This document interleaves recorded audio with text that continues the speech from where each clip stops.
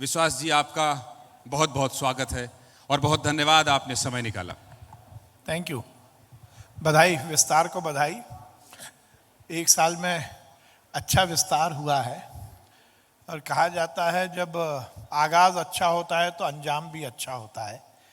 तो जब शुरुआत अच्छी हुई है तो निश्चित रूप से लोकतंत्र की वो चौथा स्तंभ जो कि समाज को और सरकार को दिशा दिखाता है, उस चौथे स्तंभ की पूरी जिम्मेदारी का निर्वहन करते हुए विस्तार और विस्तार पकड़ेगा, ऐसा मेरा पूरा विश्वास है। विस्तार न्यूज़ का मकसद ये है मंत्री जी कि हम आम जनता, जो अंतिम व्यक्ति है, वहाँ तक पहुँचें। और मैं देखता हूँ मेरे रिपोर्टर सुबह सुबह आपको भी बहुत परेशान करते हैं, मेरे सहयोगी।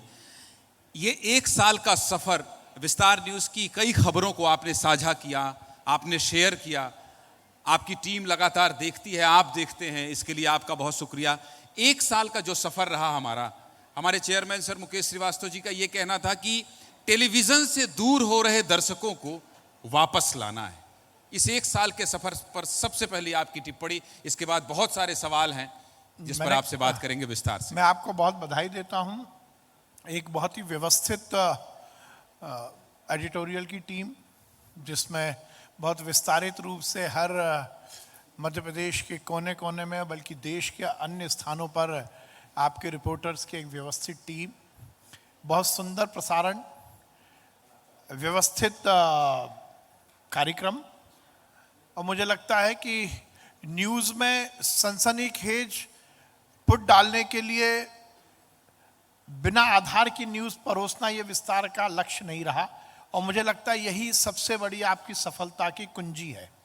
हम देखते हैं कि इस इलेक्ट्रॉनिक चैनल की प्रतिस्पर्धा में और इस आपाधापी में कभी कभी ऐसा हो जाता है कि हो जाती हैं, उसके क्या परिणाम निकलते हैं ये तो हम सबको मालूम है, पर उसकी उम्र भी बहुत ज़्यादा नहीं होती।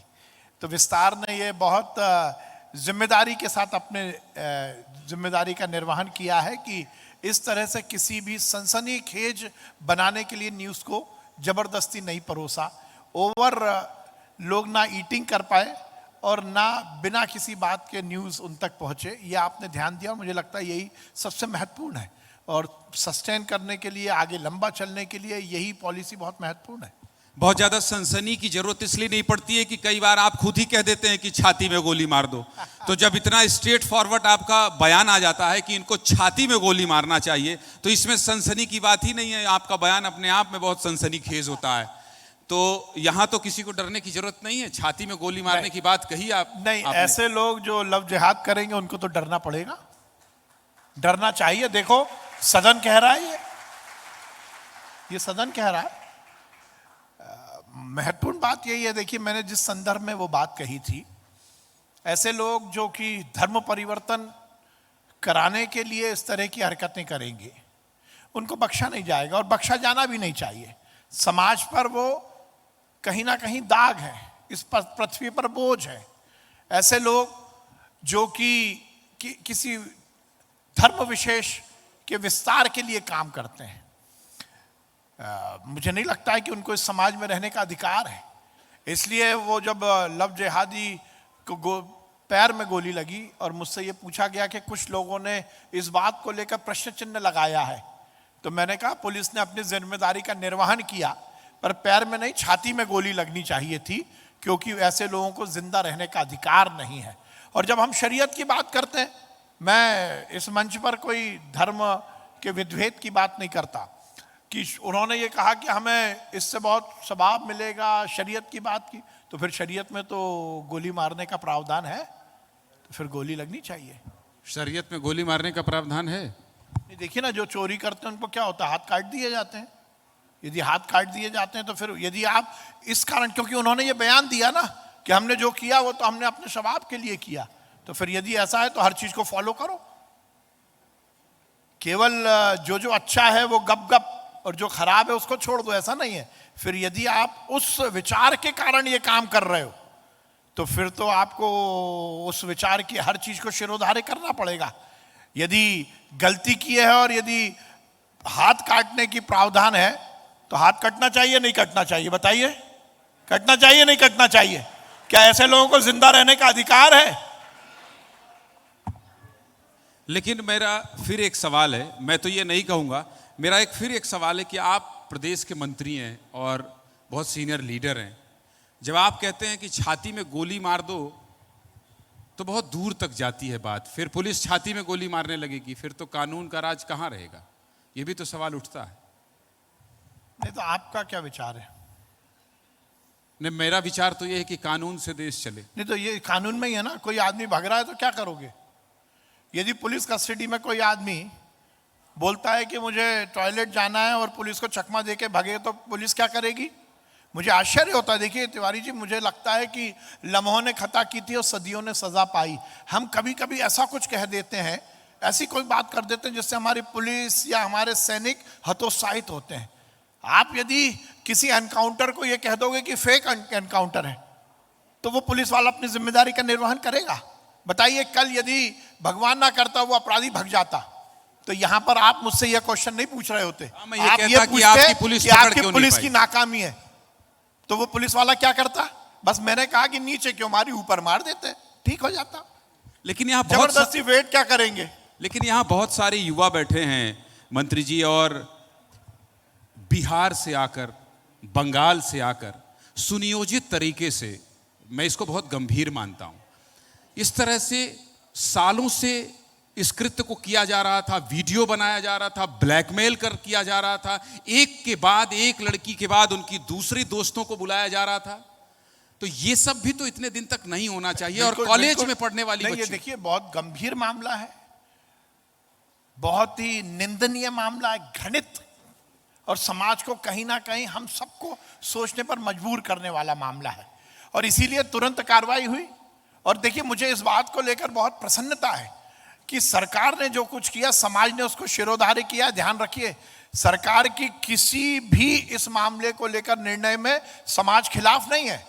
लोगों ने इस बात को स्वीकार किया कि ऐसे लोगों को जिंदा रहने का अधिकार नहीं है, और इसीलिए एसआईटी का गठन हुआ है। और केवल भोपाल में ही नहीं, राज्य स्तर पर एसआईटी का गठन हुआ है। यदि ऐसे कोई मामले आएंगे तो संज्ञान लिया जाएगा। और केवल अभी नहीं, हमने धर्म स्वातंत्र अधिनियम इसीलिए बनाया कि यदि ऐसे किसी व्यक्ति द्वारा केवल प्रलोभन देके बरगलाकर धर्म परिवर्तन के लिए यदि लव जिहाद किया जाएगा तो वो सहन नहीं किया जाएगा। और केवल लव जिहाद नहीं, लैंड जिहाद हो, इस तरह का किसी भी धर्म का आड़ लेकर यदि गैर कानूनी काम किया जाएगा तो वो अक्षम्य है, उसको सहन नहीं किया जाएगा। तो छाती पर गोली मारने वाली बात पर पर्याप्त बात हो चुकी है। आज स्थापना उत्सव का दिन है, तो आज उत्सव की बात करते हैं। आपके एक प्रयास से मेडिकल क्षेत्र में भी लोगों ने खूब उत्सव मनाया। आपने हिंदी में, मुझे लगता है, एमबीबीएस को शुरू करने का क्रेडिट आपको जाना चाहिए। हालांकि अभी हेल्थ मिनिस्टर बैठे थे तो मैंने उनसे ये नहीं पूछा, उनसे पूछ लिया कि छाती में गोली मारने वाला, तो उन्होंने ही कहा था कि आप आएंगे तो आपसे सवाल करूंगा।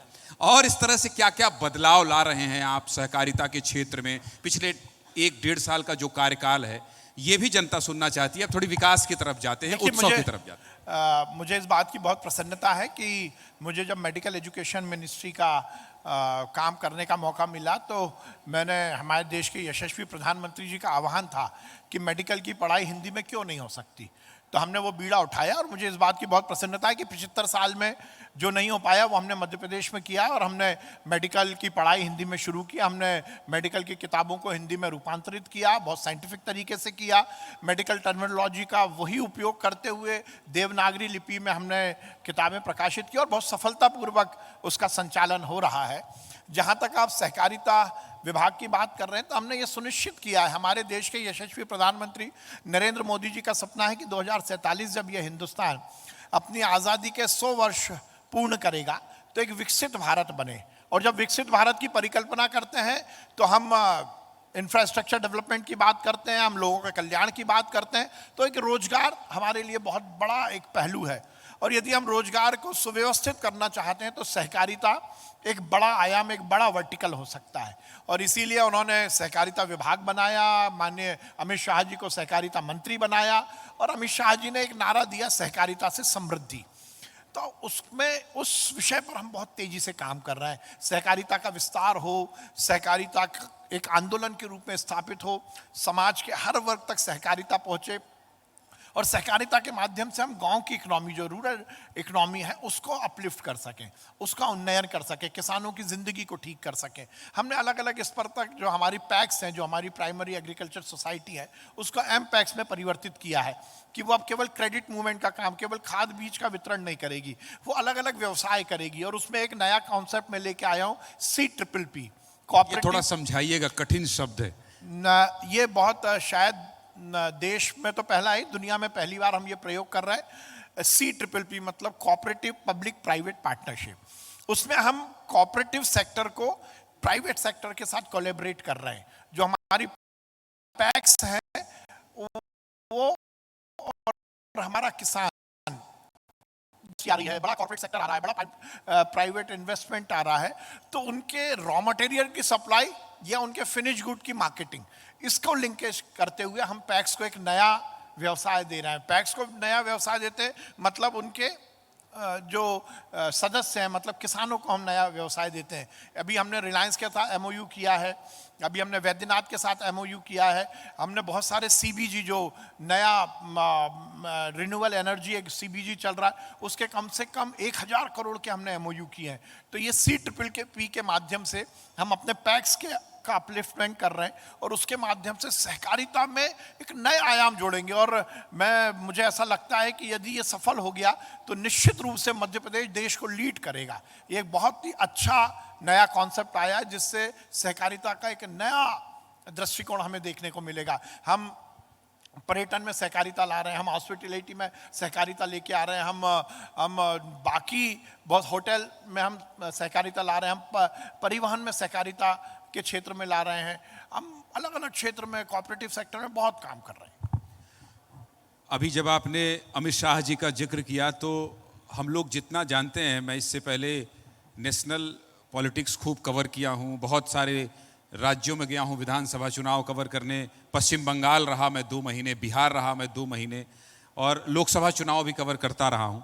तो मैं ये देखता हूँ कि जब अमित शाह जी कहीं जाते हैं तो पार्टी के लीडर जो होते हैं बड़े अनुशासित हो जाते हैं और वो कई बार बहुत सख्त हो जाते हैं। आप तो उनके डिपार्टमेंट के मंत्री हैं, अभी अमित शाह यहाँ आए भी थे मध्य प्रदेश में। थोड़ा बहुत व्यक्तिगत सवाल पूछ रहा हूँ मैं, जब अमित शाह जी आते हैं, नेतृत्व करते हैं, आप मुस्कुरा भी रहे हैं, तो उसको उतनी सहजता से बताइएगा कि उनकी लीडरशिप में डर तो लगा रहता है ना कि अरे बॉस आए हैं भाई, थोड़ा इस तरह की फीलिंग भी शेयर कीजिएगा। बहुत सारे लोग बैठे सुनना चाहते हैं।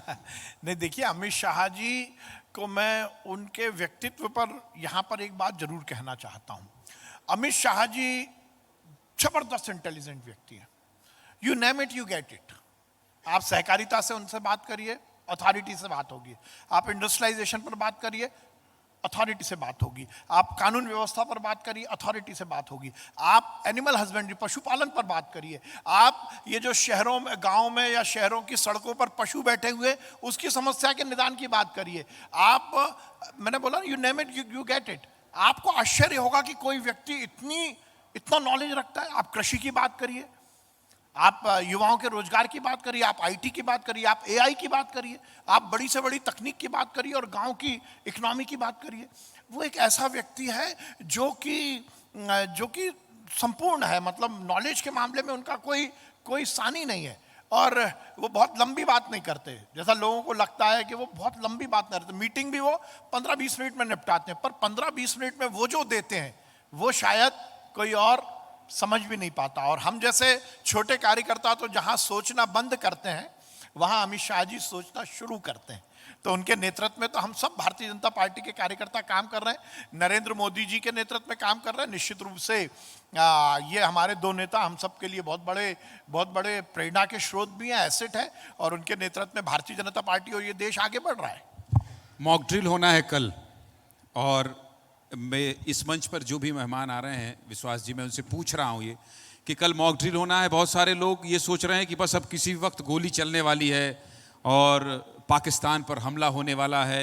मॉक ड्रिल से क्या होगा, मॉक ड्रिल क्यों किया जा रहा है।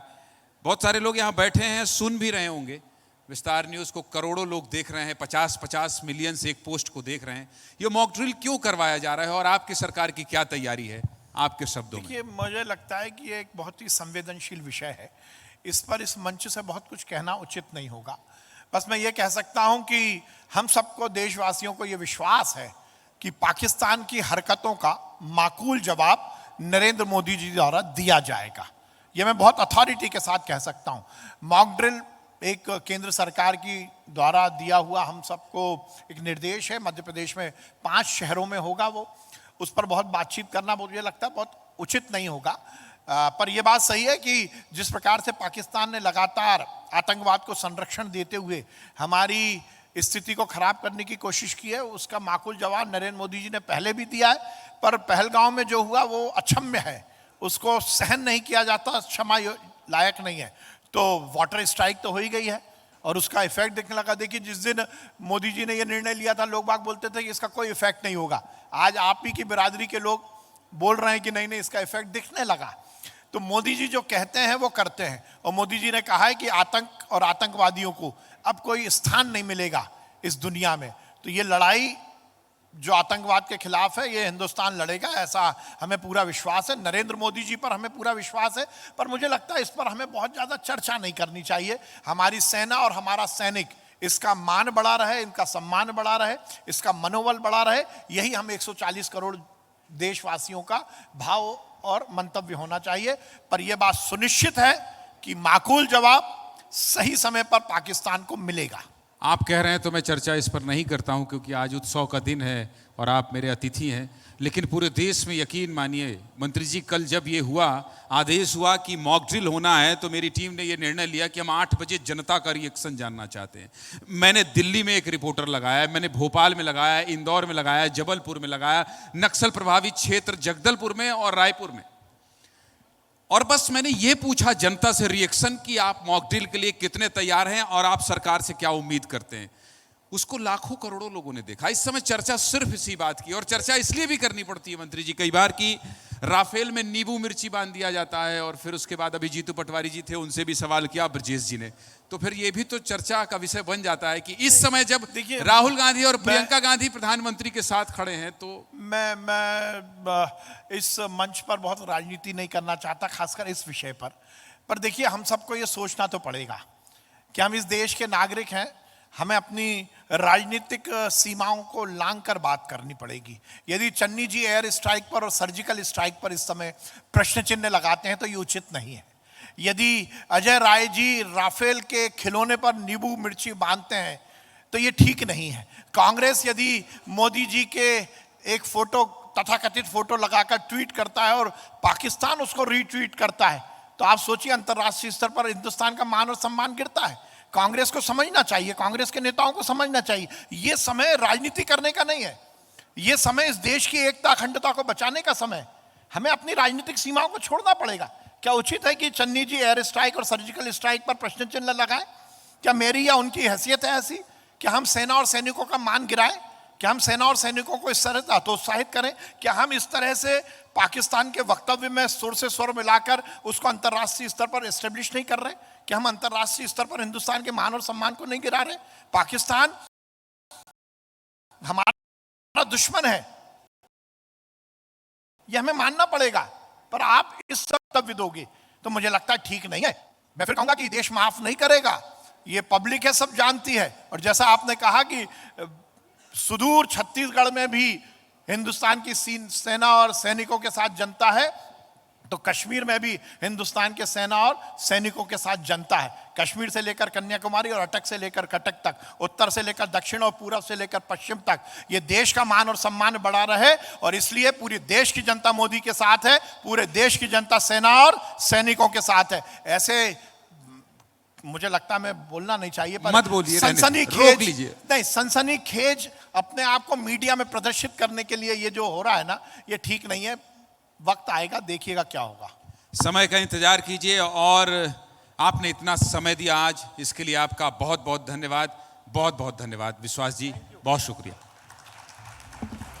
बहुत बहुत आभार। और तालियों के साथ ज्ञान भाई, मुकेश जी को, आपको, ब्रजेश जी को, पूरी टीम को विस्तार की बहुत धन्यवाद कि उन्होंने मध्य प्रदेश का मान बढ़ाया है। पूरे देश में विस्तार न्यूज़ आगे बढ़ रहा है। आपको बहुत शुभकामनाएं और आप ऐसे ही कृपा बना के रखिए हम नेताओं पर, अच्छा रहेगा।